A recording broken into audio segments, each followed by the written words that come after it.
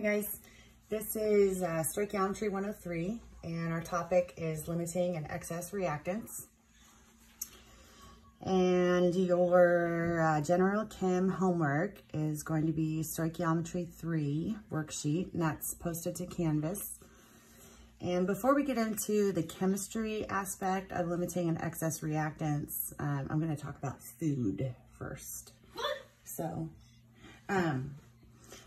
Okay, so we're taking a little side trip that has to do with food, and I want you to just read this as I read it to you. Imagine you are going to make s'mores. Your supplies include 800 marshmallows, 400 chocolate bars, and 4 graham crackers. So the question is, which ingredient is going to limit the number of s'mores you can make? So if we have 800 marshmallows and 400 chocolate bars, but only 4 graham crackers, then it's obvious that the graham crackers are going to limit the number of s'mores we can make. So graham, and I'm spelling that wrong, but oh well.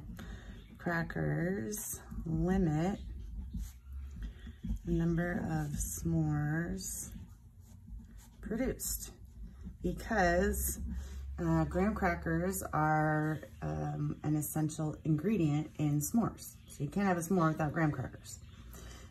So if you only had 4 graham crackers, then you could make probably 2 s'mores, even though you have 800 marshmallows and 400 chocolate bars. The graham cracker limit the number of s'mores produced. So it is the limiting factor. That's the number of graham crackers are.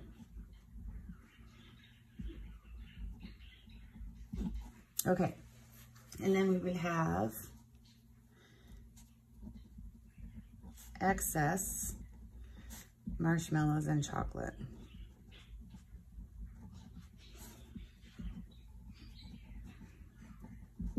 Which is cool to have leftover chocolate, right? So, here's how I want to go forward with this. The marshmallows and chocolate bars and graham crackers as ingredients in s'mores would all represent reactants in a reaction. If we put together, 2 or 3 different reactants, depending on their mole ratio, one of them is going to run out first. Okay, so we'll just give a really quick definition. So a limiting reactant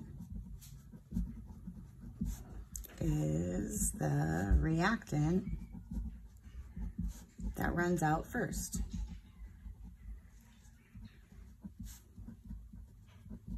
In a reaction. Therefore, limits the amount of product that can be made.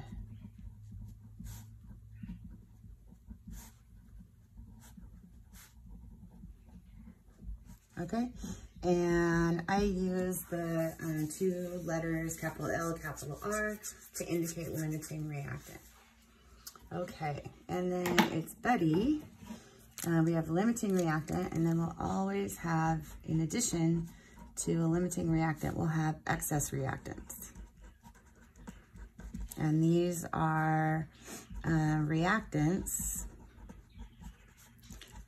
that are left over after the limiting reactant is run out.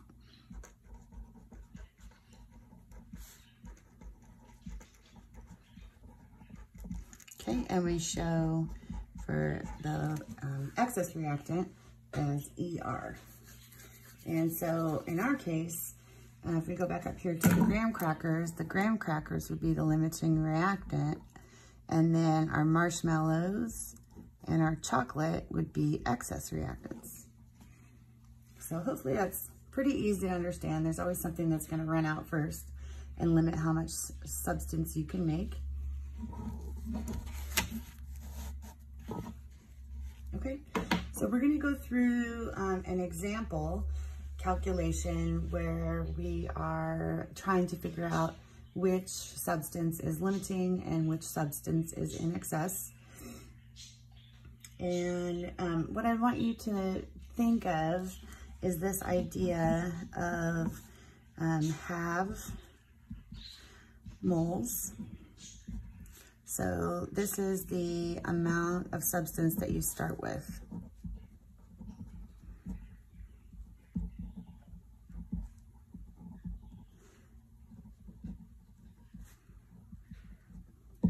Okay, and so for us, with our s'mores, our half substance, or our half moles, would be 800 marshmallows, 400 chocolate bars, and 4 graham crackers. It's what's on the table in front of you, ready to react.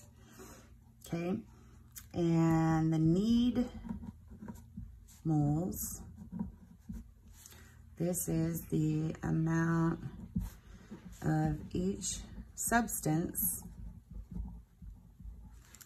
needed to use up all the other substance.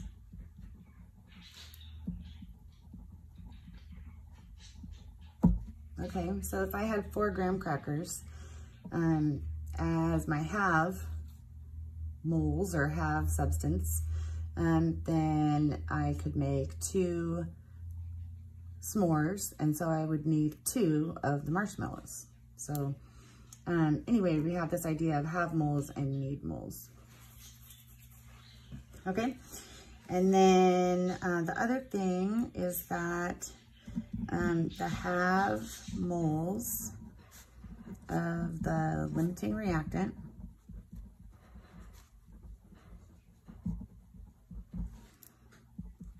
is used to find how much of a product can be made. And we'll go over how to do that in part 2. And then the last thing for this little section, we're going to call this part 1.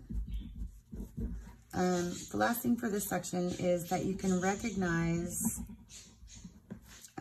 limiting reactant and excess reactant problems because you are given 2 amounts of reactant in the problem. So we might be given a reaction and they would say, like, there's 5 grams of one substance and 8 grams of another substance, and ask us to identify who's the limiting reactant, who's the excess reactant. So if you see 2 amounts of substances, that should automatically clue you in that this is an LRER type of question. Okay, so in part 2, I'm going to come back with 2 example problems, and those hopefully will help you with Stoichiometry 3, the worksheet. Okay, I hope you guys are doing good. I'm missing all of you at school. Take care.